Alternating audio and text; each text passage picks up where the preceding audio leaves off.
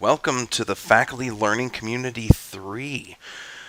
This is a redevelopment of the faculty learning community that is very familiar to everyone that's linked on the homepage. This new faculty learning community will replace the older version, and hopefully it's new and improved enough to make it easier to find the assistance that you need and give you a lot of options for how you can take a look at the assistance we can provide.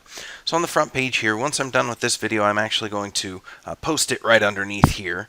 So that you can come back and take a tour anytime you need to. But right here is where you can get started.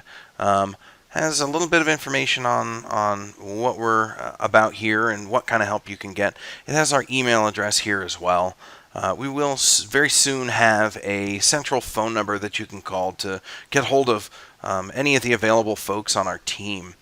So keep an eye out for that. So down below is a table with information on the locations of each of the instructional design centers, the IDCs at Boulder County, Larimer, and Westminster, as well as contact information for the folks who are most prevalent at those campuses. Now, George Hines is stationed at Larimer. My name is Brandon Poliot. I am stationed at Westminster.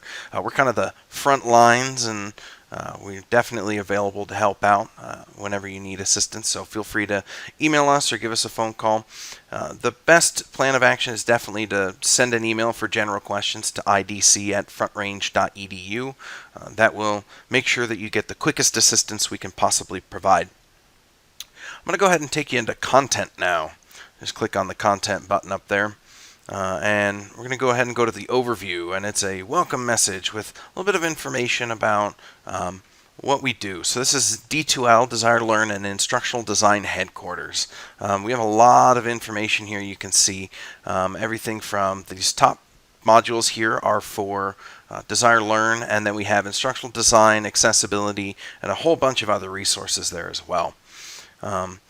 So I'm going to go ahead and click on Table of Contents. We can kind of take a look at everything that's in here. And I actually want to look at some of these quick recipes because these are a new addition here.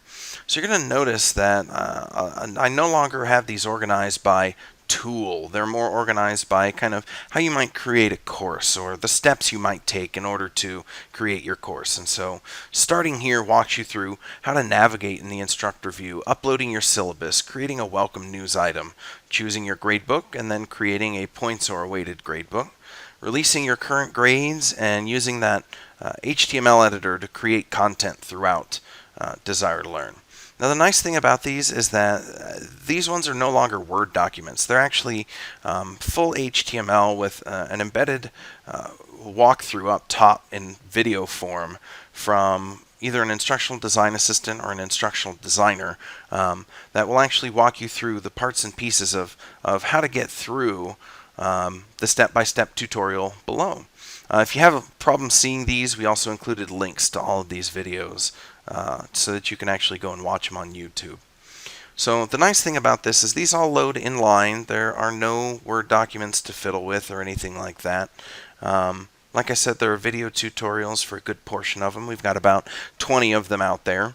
And this is all very accessible. This is something that makes it a lot easier to kind of just comb through. Now, most of my first ones are going to be like that. So my quick recipes for building your course are going to be those initial walkthroughs here of how to do the basic things, all the way up to even using groups or using the attendance tool, using release conditions, or being the demo student. And then down from there, you're also going to see something similar here. So you're going to see getting started in D2L.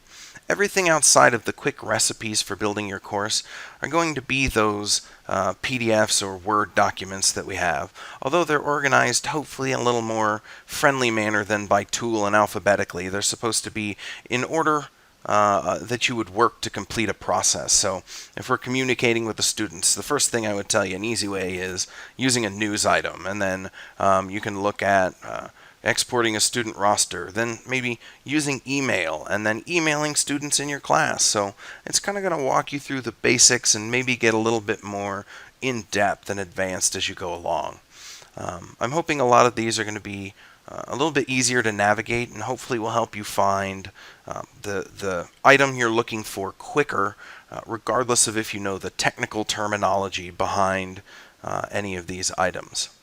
So that's the basics here, and then we also have our last one is instructional design and accessibility. So we've got all kinds of video tutorials and screencasts. We have some student resources in here as well. Resources outside of Desire to Learn, including how to use Jabber or WebEx or Films on Demand. These are the things that don't really fall under the category of Desire to Learn, but are still very important, and we have a lot of resources that relate to those as well.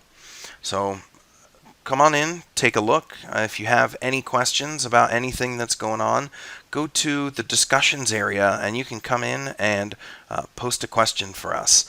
This is designed so that we can respond within 48 business hours to you. Right now there's nothing in here. This is brand new, a blank slate, so please come post your questions, ask away, and hopefully we can provide all the assistance you need.